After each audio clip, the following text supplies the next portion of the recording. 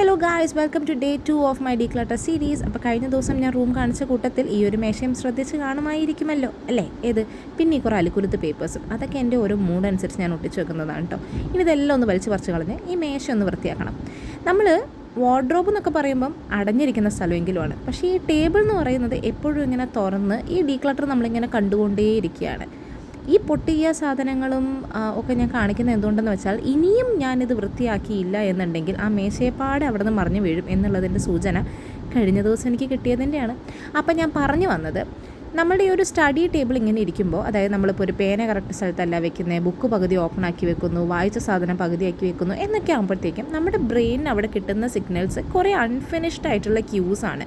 അപ്പോൾ അതുകൊണ്ട് തന്നെ ബ്രെയിനിന് ഒരു സ്വസ്ഥതയും സമാധാനവും നമ്മൾ കൊടുക്കുന്നില്ല എന്നതാണ് അതിൻ്റെ അർത്ഥം.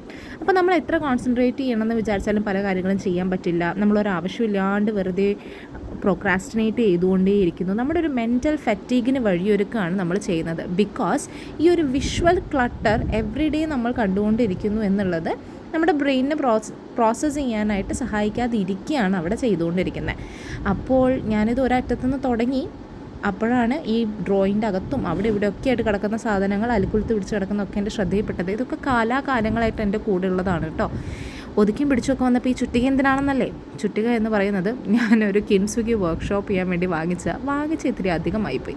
അപ്പോൾ ഇതുങ്ങളുടെയൊക്കെ നടുക്കിങ്ങനെ ഇരിക്കുമ്പോൾ എൻ്റെ അമ്മ വന്ന് എന്നെ ഒരു കുഞ്ഞിസാറായിട്ട് ഉപമിക്കുന്നുണ്ടായിരുന്നു. ഇത് ഞാൻ ചെറുപ്പം തൊട്ടേ കേൾക്കുന്നതാണ്, അതുകൊണ്ട് എനിക്കത് വലിയ ഒത്തിരിയല്ല. അപ്പോൾ എങ്ങനെയുണ്ട് ഇതിൻ്റെ നടുക്കിരിക്കുന്നില്ലേ ഞാൻ? ഇന്ന് നമുക്കിതിൻ്റെ ഒരു ഫിനിഷ്ഡ് രൂപം കാണാം. അങ്ങനെ ഒരു 2-2.5 മണിക്കൂർ ഞാൻ അവിടെ ഇവിടെയൊക്കെ നടന്നും ഇരുന്നും തളർന്നും ഒക്കെയാണിത് ചെയ്തത്.